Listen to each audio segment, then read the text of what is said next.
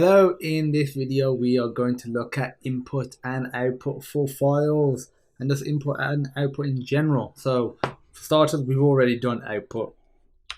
Print, this is output. We are outputting to the screen. So if I put in hello world, and you might notice that in this video I'm not running it on the online IDE. So that's just simply because when we get to the file input output side, depending on the online IDE, you can't really do it. It's good for test in certain piece of code, but for some stuff like file input output, it's not the best. So that's the reason I'm doing this locally. Obviously, I covered how to set up Python locally on different platforms. Feel free to check out those videos in the intro section. Once you're done with that, if you didn't already do it, and come back here and we can continue with file input output. Okay, so print hello world. If we were to run this now, so if I save it, to run module, we get hello world. So simple stuff. We know all about printing now.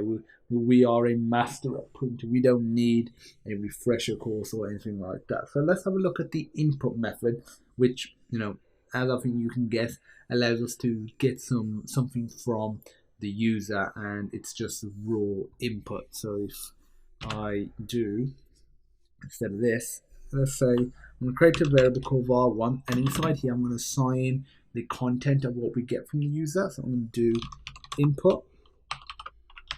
I'm going to say enter something please, and now we're just going to do print var1, and if I were to run this, so enter something, if I say 78, it prints out 78. We've been able to get user input now, so that's really it for user input. But obviously, let's go a little further and have a look at opening files, closing files, that sort of stuff. Because at the end of the day, without being able to access external files, we're going to be pretty heavily limited.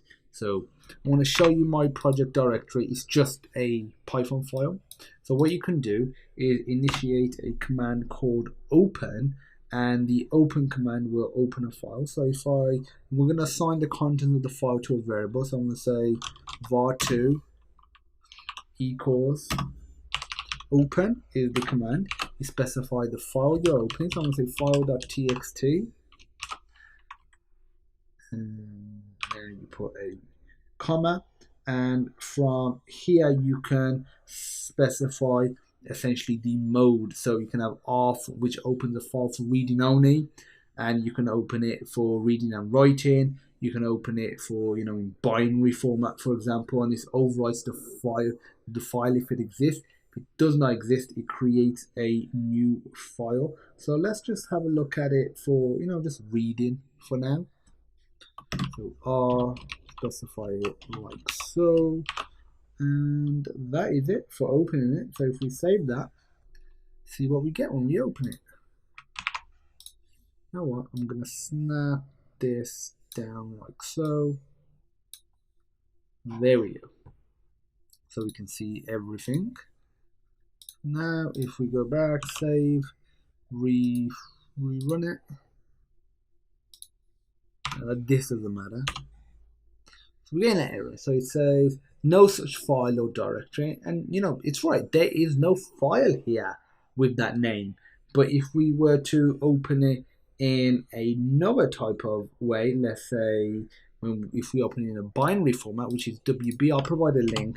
We can find all of the different formats. And now if I were to run it, I think this created the file if it didn't exist. And you know what? I'm actually going to comment this input line out because it's just slowing down things. It'll still be there. So when you have a look at the source code, you can check it out. So this var2 contains all of the content of our file. So if I do print var2, and if I save it and rerun this, and that's what we get. It's opened it into var2. So we can get the name of the file. We can check if it's closed or not. We can check the different mode, for example, and we're gonna have a look at reading and writing as well. So let me just show you how to get the name of it. So like var2 dot name, and the other methods you can check out as well from the link in the description. And there you go, that's the name of the file. The other thing I want to mention is once you really done with a file, you should close it. So the close method of like a file, it basically flushes any information that's unwritten and closes the file object, and at which point you can't write anymore. So that command would be, I'll put it down here because that should be the last thing, var2, so the name of our object, dot close, and that's it. So it's closed for business. You can't do anything after that. Obviously, there's no point running it because the result will still be the same. So now let's have a look at writing something to the file. So let's write something to the file. Let's say you do var2 dot write, and we can put something in here. It doesn't really matter what it is. Let's just say hello, my name is Bob. So if I save that, and if I, as you can see, the contents of this is empty. It says 0 bytes. So if I save it, rerun this,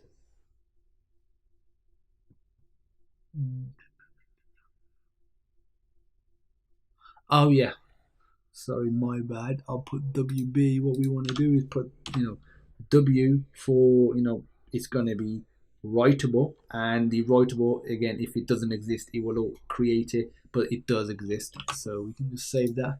So the different mode will depend on what sort of content you can put in, and there you go, it's updated it with hello, my name is Bob. But how do we actually read the contents? So reading it is actually pretty darn simple, and I think you can guess the way you do.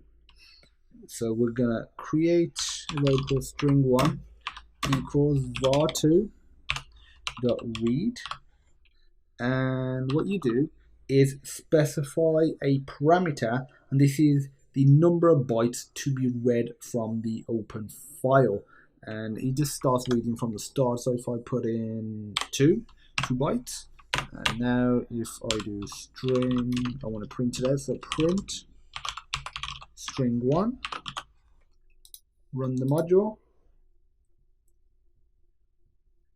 Okay, see where we are going wrong, what is happening. So something has gone wrong.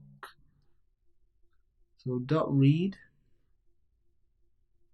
into string 1, it's not readable. Oh, it's only writable, so we need to change the mode so it is readable as well. So obviously we want to be able to read the contents. So R plus, and we'll comment out this line for now. We already know there's content in there. All of these modes can start making stuff confusing. And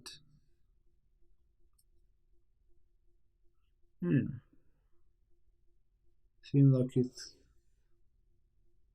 overwritten it.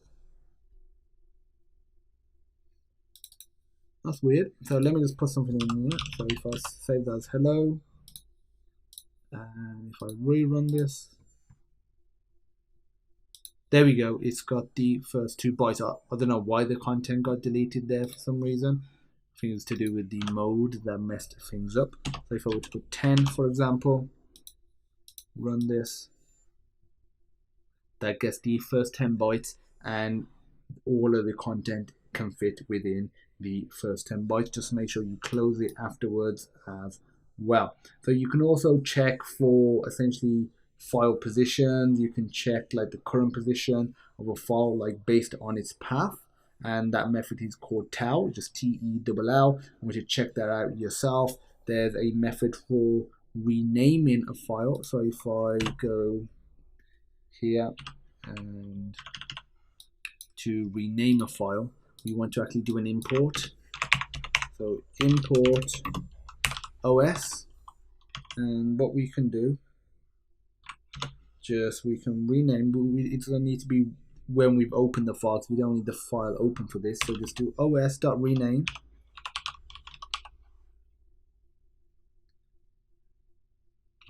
and we need to specify the name of the file we're renaming. So file.txt, we are renaming it to new name.txt, and as you save that, rerun the module,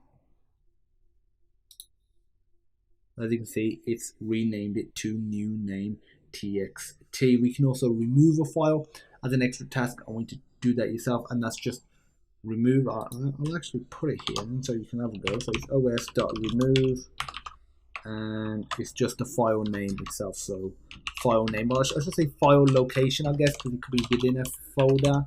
File location and file name. Obviously, this is not it, so just replace this with what you want, and just be careful that you don't delete some file that's important to you. Obviously, always be careful of that. You can also make a directory, for example. So you can do this. You can do os.mkdir. This will make a directory. So if I'm going to say new folder, save that, run the module. Yeah, moaning about this because it does not exist. They renamed it.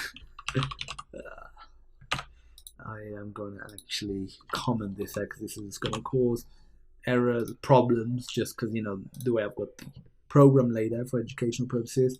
And, you know, it's literally just created the folder there. You can also change directories as well. You can remove directories with the rmdir command. And there's like so many methods that you can use. Once you have got to grips with what we've covered in this video, honestly, you're all good to go. Like I said, I'll provide a link in the description so you can see the more advanced functionality as well. Feel free to check that out. Thanks for watching, and I look forward to seeing you in the next video.